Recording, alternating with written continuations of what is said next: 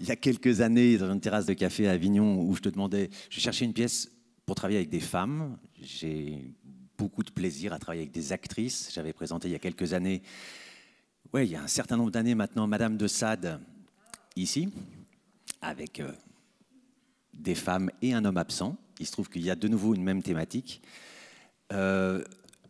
Les serpents, alors c'est vrai que très généreusement, tu as ouvert ta bibliothèque dans ta tête et puis tu m'as parlé de cette pièce que tu aimais beaucoup. Et moi, je l'ai lu et j'ai eu un coup de cœur immédiat, comme ça arrive malheureusement pas si souvent quand on fait ce métier, mais de temps en temps, on tombe sur un texte et on se dit, ça me parle, sans savoir très bien pourquoi, comment on va faire pour la faire parler, mais cette pièce m'a parlé d'emblée. Alors je dirais peut-être d'abord par sa forme.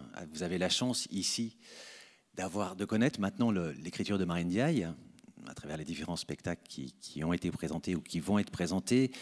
Je dirais que ce qui m'intéresse et me touche particulièrement dans cette écriture, c'est que c'est un peu comme, je compare à, vous savez, la neige de printemps, quand on marche sur de la neige qui a gelé la nuit, et puis donc on a une assise, et puis tout d'un coup le pied s'enfonce. Et l'écriture de Marine Diaye, il y a quelque chose de ça, c'est-à-dire que à la fois c'est très simple, très concret, très organique, je dirais.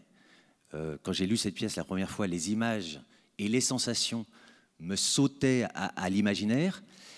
Et en même temps, régulièrement, je m'enfonçais en me disant mais de quoi elle parle? Où je suis? Où je vais? Quelles sont les différentes strates qui composent cette écriture a priori accessible? C'est une pièce qui contient un secret aussi, comme Berlin, ou je dirais plus un creux, puisque pour aller vite sur l'histoire, parce que l'histoire en fait tient en deux phrases, ce qui est important, c'est les histoires que se racontent ces trois femmes face à ce mur de maison, puisque tout se passe sur le seuil d'une maison, au milieu des champs de maïs, un jour de 14 juillet, par une canicule épouvantable.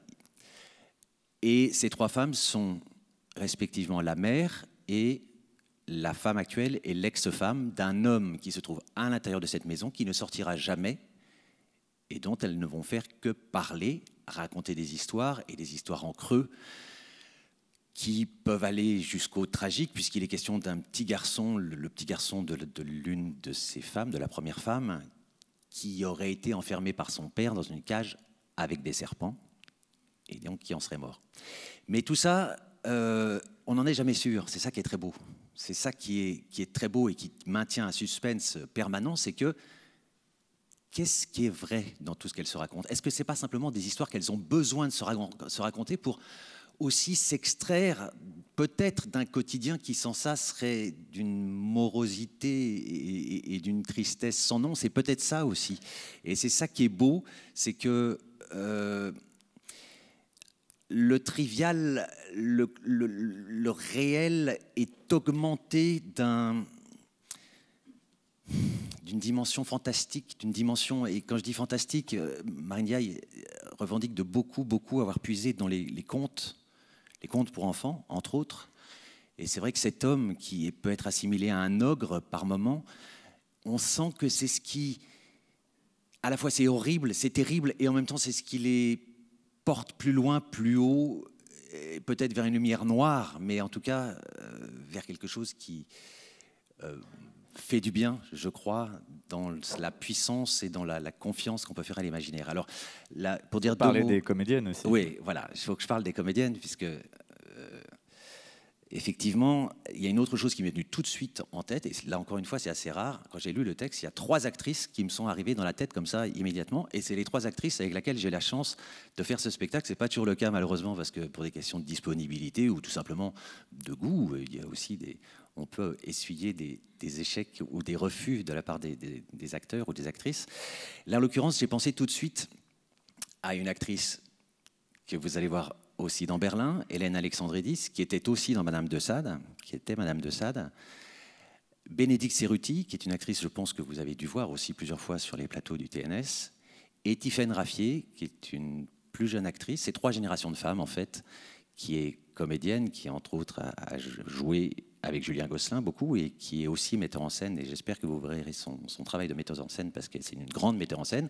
Donc voilà, c'est ces 3 femmes que j'ai réunies sur ce plateau, avec ce qui les relie, ces trois actrices, c'est qu'elles ont toutes les trois quelque chose d'extrêmement concret, d'extrêmement...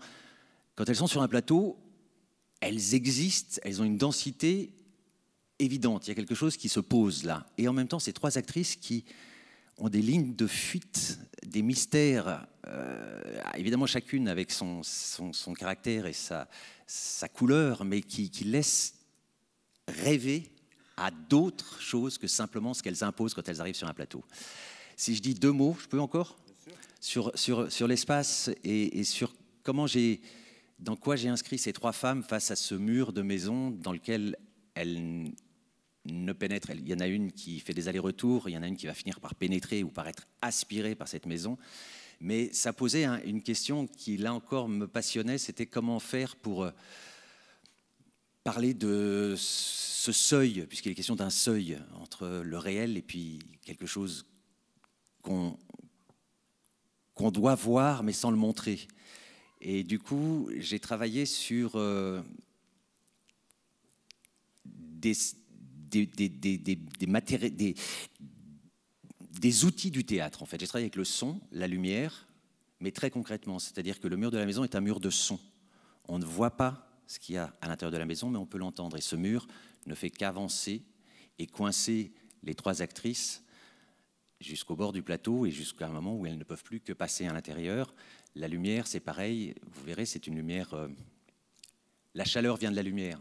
Alors on le sait, les lampes, encore jusqu'à il n'y a pas longtemps, c'était des lampes à incandescence, la lumière est aussi du feu et de la chaleur, mais là c'est très concret sur le plateau. Voilà, je crois que j'ai dit à peu près l'essentiel de... Merci Jacques.